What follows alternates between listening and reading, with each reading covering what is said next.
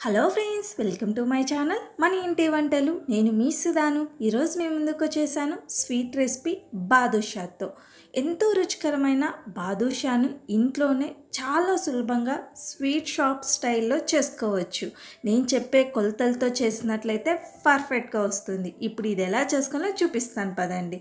ఒక బౌల్లో 1.5 కప్పు మైదా పిండిని వేసుకోవాలి. ఇందులోనే చిటికెడు వంట సోడాను వేసుకోవాలి. 1/2 టేబుల్ స్పూన్ బేకింగ్ పౌడర్ వేసుకోండి. బేకింగ్ పౌడర్ వేయడం వల్ల బాదుషా ఫ్లఫీగా పొంగుతుంది. 1 టేబుల్ స్పూన్ చక్కెర వేసుకోవాలి. బాగా వేడి చేసిన 3 టేబుల్ స్పూన్ల నెయ్యిని వేసుకుంటున్నాను. మీరు నెయ్యి ప్లేస్లో ఆయిల్ వేసుకోవచ్చు, వెన్నపూసను కూడా వేసుకోవచ్చు. 1/2 కప్పు కమ్మటి పెరుగును వేసుకోండి. ఇప్పుడు వీటన్నిటిని ఒకసారి బాగా కలుపుకోండి. ఆయిల్ పెరుగు పిండికి బాగా పట్టేలాగా కలుపుకోండి. ఇలా కలుపుకున్న తర్వాత ఇప్పుడు ఇందులో కొద్దిగా నీళ్ళని వేసుకుంటూ పిండిని కలుపుకోవాలి. పిండి మరీ లూజ్గా ఉండకూడదు, అలాగని గట్టిగా ఉండకూడదు, మీడియంగా ఉండేలాగా కలుపుకోండి. పిండిని ఈ విధంగా కలుపుకున్న తర్వాత పిండి ముద్ద పైన క్లాత్ కానీ లేదా కవర్లో కానీ పెట్టుకొని 15 నిమిషాల పాటు పిండిని నాననివ్వండి. ఆలోపు చక్కెర పాకం చేసుకోవడానికి స్టవ్ పైన గిన్నెను పెట్టుకొని అందులో 1 కప్పు చక్కెరను వేసుకోండి. 1.5 కప్పు మైదా పిండికి 1 కప్పు చక్కెర కరెక్ట్గా సరిపోతుంది తీపు. ఇందులోనే 1/2 కప్పు వాటర్ని వేసుకొని మీడియం ఫ్లేమ్లో పెట్టుకొని చక్కెర పూర్తిగా కరిగిపోయేంత వరకు కలుపుకోండి. చక్కెర పూర్తిగా కరిగిపోయిన తర్వాత ఇందులో కొద్దిగా ఇలాచీ పౌడరు, చిటికెడు కుంకుమ పువ్వు వేసుకోండి. కుంకుమ పువ్వు అన్నది ఆప్షనల్, మీ దగ్గర ఉంటే వేసుకోండి, లేదంటే స్కిప్ చేసేయండి. ఇది తీగ పాకం వచ్చేంత వరకు మనం కుక్ చేసుకోవాలి. మరీ గట్టిగా అయిపోయినా మరీ లూజ్గా ఉన్నా కూడా బాదుషాలు షుగర్ సిరప్ని అబ్జర్వ్ చేసుకోవు. కాబట్టి కరెక్ట్ కన్సిస్టెన్సీలో పాకంని రెడీ చేసుకోండి.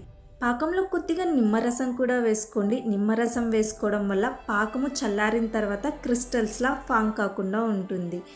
పాకం రెడీ అయిన తర్వాత స్విచ్ ఆఫ్ చేసి పక్కన పెట్టుకోండి. 15 నిమిషాల తర్వాత పిండి కూడా బాగా నానింది. ఇప్పుడు ఈ పిండిని మనము బాదుషాల్లాగా ప్రెస్ చేసుకోవాలి. చిన్న నిమ్మకాయ సైజ్ అంతా బాల్ తీసుకోండి. పిండిని ఈ విధంగా రౌండ్గా రోల్ చేసి కొద్దిగా ఫ్లాట్ చేసి మిడిల్లో ఈ విధంగా హోల్ పెట్టుకోవాలి.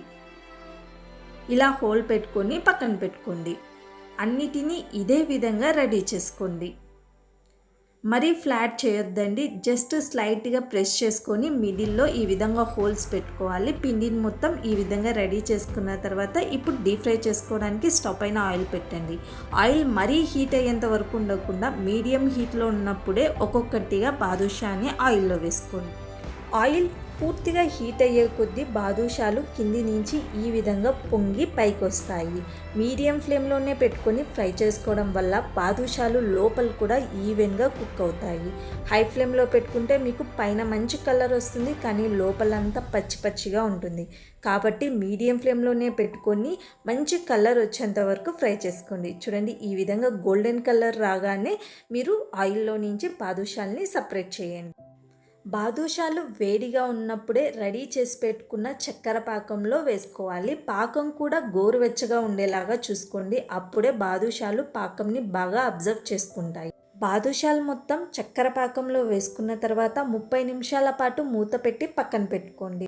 30 నిమిషాల తర్వాత చక్కెర పాకాన్ని పూర్తిగా అబ్జర్వ్ చేసుకొని బాదుషాలు రెడీ అయిపోతాయి. మీరు ఇంకా వీటిని సర్వ్ చేసుకోవడమే అండి. చాలా సులభంగా ఇంట్లోనే స్వీట్ షాప్ స్టైల్లో బాదుషాలు చేసుకోవచ్చు కదా. చూడండి, బాదుషాలు ఎంత జ్యూసీగా ఉన్నాయో. ఇంట్లో చాలా సులభంగా చేసుకోవచ్చు కదా. మీరు మీ ఇంట్లో ట్రై చేసి మీకు ఎలా వచ్చిందో కామెంట్ సెక్షన్లో చెప్పండి. ఈ వీడియో మీకు నచ్చినట్లయితే లైక్ చేయండి, షేర్ చేయండి. మోర్ ఇంట్రెస్టింగ్ వీడియోస్ కోసం ఛానల్ని సబ్స్క్రైబ్ చేసుకోండి.